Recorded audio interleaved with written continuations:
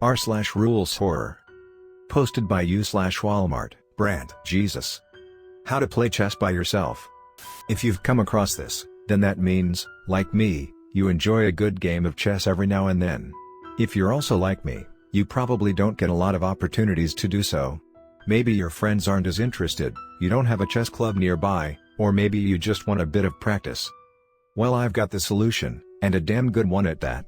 So long as you follow these rules to the letter, you'll be able to enjoy an evenly matched game of chess whenever you feel like.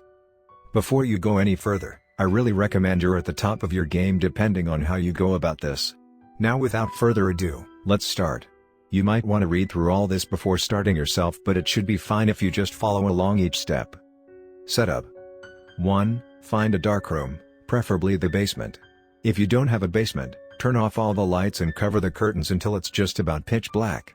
You can leave the lights on until you've finished setting up, so long as you know it will be pitch black when you do. 2. Get a sturdy table. You can use whatever table you like, but you might fare better if it can't move that easily. 3. Set up your chessboard in the middle of the table.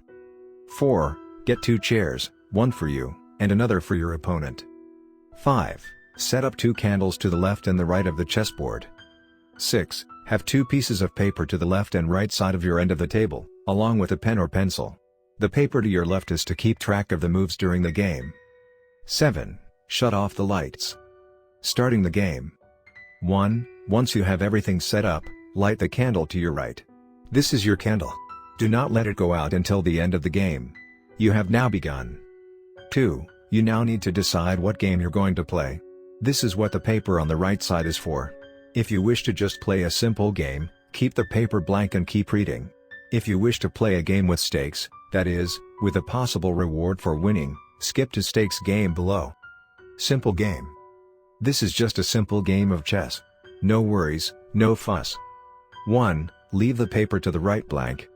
2. Out loud, with a clear voice, say. Just a simple game. Are you ready? 3. The candle on the left will light up on its own. You are no longer alone. You may now proceed with the game. Make sure you write down the moves on the paper to the left. 4. At the end of the game, 3 things will happen. You get checkmated, your opponent gets checkmated, or there is a draw. 5. In the event that you checkmate your opponent, say the following. Better luck next time. Thank you for the company. After you say this, the left candle should go out. Your opponent has left satisfied with a good game. It is now safe to snuff your candle and turn on the lights. The game is over. 6. In the event that you are checkmated, say the following. That was a good game. You played very well, thank you for the lessons throughout. After you say this, the same thing should happen as did in the previous rule. You may now snuff your candle and turn on the lights. The game is over. 7. In the event of a draw, say the following. I believe we are evenly matched, my friend. Perhaps victory will show its face another time. The left candle should go out again. Snuff your candle and turn on the lights. The game is over. Stakes game. Before going through with this, please understand there are grave consequences depending on how a stakes game goes. You must be able to make peace with whatever should happen if you lose when you begin the game. There is no going back once you start. 1. On the paper to the right, write down the reward you seek should you win. Your opponent will be able to grant you anything you desire. Anything. Be specific and make sure it all fits on the one side facing up. 2. Once you have finished, turn the paper around to the blank side. Say the following out loud, and with a clear voice. A stakes game. What is your price? 3. The candle on the left will light up. The blank side of the paper will now be replaced with your opponent's price, that is, your consequence should you lose. Read the price carefully. This is your one and only chance to end this now. If you do not think you can or want to afford the price, say. An intriguing offer, but perhaps another time. The candle on the left should go out. It is now safe to snuff out your candle and turn on the lights. The game is over. If you accept the risk instead, say. Very persuasive. Let us begin. 4. The game has begun. Make sure you keep track of the moves with the paper on the left. 5. At the end of the game, 3 things will happen. You get checkmated, your opponent gets checkmated, or there is a draw. 6. In the event that you have checkmated your opponent, say the following. Thank you. I take my reward with humility and appreciation. The candle on the left will go out. Your opponent is satisfied with the game. You may now snuff out your candle on the right. You may also turn the lights on. The game is over. 7. In the event of a draw, there is no reward and no price will be paid. Say the following. An unfortunate situation for the both of us. Perhaps another time. The candle will go out. Snuff out yours and turn on the lights. The game is over. 8. In the incredibly unfortunate event that you get checkmated. I am truly, very sorry. There is nothing on earth or heaven that can prevent what happens next. There is nothing you can say, but manners don't hurt. Say. I accept the consequences with grace and finality. The price will be paid immediately. I hope for your sake it was worth it. Safety. Unfortunately, neither the stakes game or the simple game is truly ever safe, even considering the consequences that come with the stakes game. These rules will prevent even further issues from happening should any of these situations come up. 1. You were never meant to see your opponent apart from the small glimpses you may notice from the candlelight. A lit-up room will give you a full view. No one has ever survived with an intact mind afterwards. 2. Your opponent is the guest, and you are the host.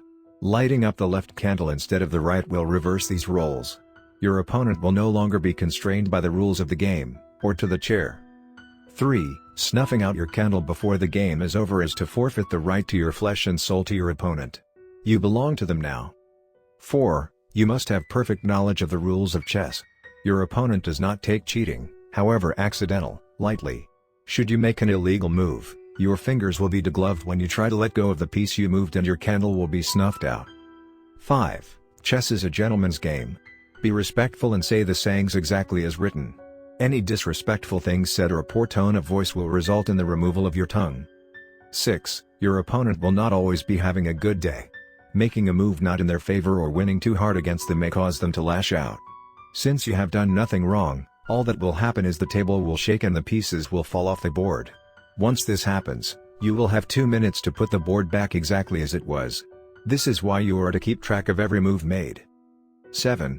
Failing to put the board back as it was within 2 minutes is to exhaust your opponent's patience. Your candle will go out and you will experience the purest definition of pain. 8. Keep your games spread out.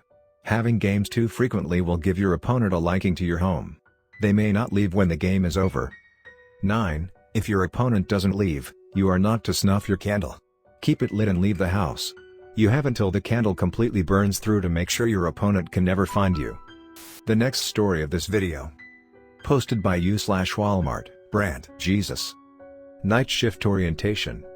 Hello and welcome to your new position at Burton & Associates.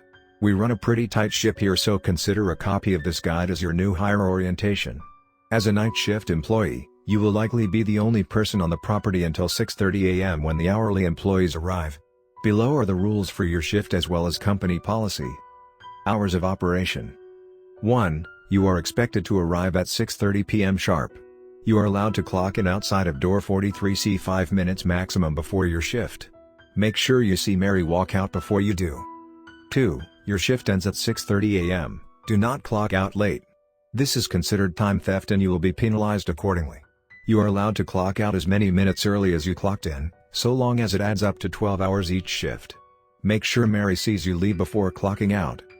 3. Do not clock out for any reason other than leaving your shift. You will be paid for lunch and are allowed as many breaks as possible to your discretion as long as it does not conflict with your tasks.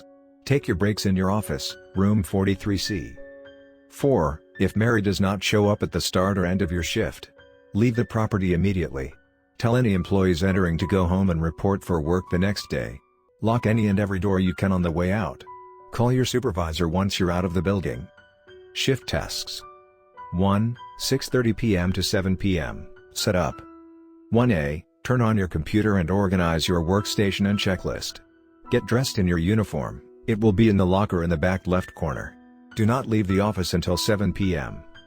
1B. To the left of your computer you will see a control panel that control the lights for all the main sections of the property.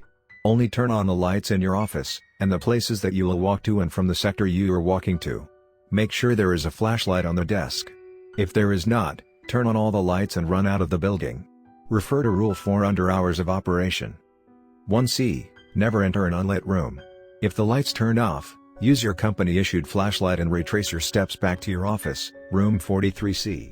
Make absolutely sure you are entering the correct 43C. 2. 7 p.m. to 10 p.m. Production floor. 2A. Turn on the necessary lights before leaving your office. 2B. Do not leave until 7 p.m. 2C. Make a report of anything you notice while on the production floor, no matter how small it may seem. Make sure the machines are still running. If they are off, make a note of it and return to your office immediately. Leave the lights on in the production floor for the rest of the night. 2D. After you have made a note of everything you notice on the production floor, return to room 43C. Write down a report on your computer and send it to your supervisor's email address. 2E. You must return to room 43C before 10 p.m. 3. 10 p.m. to 12 a.m. HR offices. 3A. Repeat rules for the production floor, minus machines, and do not leave until 10 p.m. as well. 3B. Every computer should be off. If it is on, refer to Rule 4 under hours of operation. 3C. No one should be in the building. If you see someone else at a desk, refer to Rule 4 under hours of operation. 4. 12 a.m. to 1 a.m. Lunch. 4A. Lock the door to your office and block it with anything you can. Your locker should do. 4B. You are allowed to listen to music at this time. You may prefer to bring headphones and play it as loud as possible. 4C. Keep an eye on the door at all times. If it starts to open, keep it closed with all your might. 5. 1 a.m. to 4 a.m. Distribution warehouse. 5A. Repeat rules for the production floor. 5B. You will hear a voice over the PA at around this time. We have never used a PA system in this company's history. Do not listen. If the PA says to go home, you must leave through where you came. 5D. Carefully read each number as you go through the aisles. It will help you find your way out when you leave. 4 a.m. to 6 a.m. Sales. Repeat rules for the production floor. At this moment, you can use the computers in the sales room to write your reports. Take your time and be thorough. 7. 6 a.m. to 6:30 a.m. Winding down. 7A. Turn off the computer in your office. 7B. The PA will stop around this time. You will hear a knock shortly after claiming it's Mary. Let her in, she can help you finish up. 7C. Double check that every report has been sent to your supervisor. 7D. Put your uniform back in your locker. Take your flashlight with you. It's yours. Leave all documents on the desk including this form. It is company property. You are free to leave if you are done early so long as you leave a note for Mary outside the door. Things to consider. I know you might be wondering why there seems to be so many specifics to each rule. We had hoped in the beginning that we could operate on a need-to-know basis and that any night shift employees would be content with just following the rules. We were wrong. Therefore, we believe you have the right to know the consequences should you fail to adhere to the rules. 1. If Mary does not show up, she did not last her shift. She has gotten lost. 2. If anyone remains in the building they will be lost too. If you do not tell the employees to leave, you will be held liable and terminated. If you do not inform your supervisor, you will receive a written warning for failing to communicate. 3. You are not the only thing having lunch from 12 a.m. to 1 a.m. We used to have more night shift employees. Room 43C was the only one with a locker inside. It has gotten hungry. 4. You are not alone during your shift. We are still trying to figure out what is there with you, but we strongly recommend you do not investigate. 5. Room 43C is the safest room in the building for you. Unfortunately, you are not the only one who knows this. Whatever is there will try to trap you by making a fake room 43C. If you enter the fake room, you will not leave. 6. We know that whatever is there does not like the light, but it is not a confirmed solution. Leaving all the lights on all night will allow it to adapt and roam freely. Give it a dark space to stay and keep the lights off when not in an area. Locking the doors is considered tampering with company property and is punishable by immediate termination. 8. We want you in your office as long as possible so that you are safe. Leaving before you need to for your tasks only puts you more at risk. 9. Anything out of the ordinary in any room, machines being off, computers being on, etc., is a sign that it has been in that room and may still be there. 10. Keep this document with you at all times. Leaving it for even a second can allow for changes to happen. No matter what, follow each numbered rule. 11. We have never had a sales division in this building.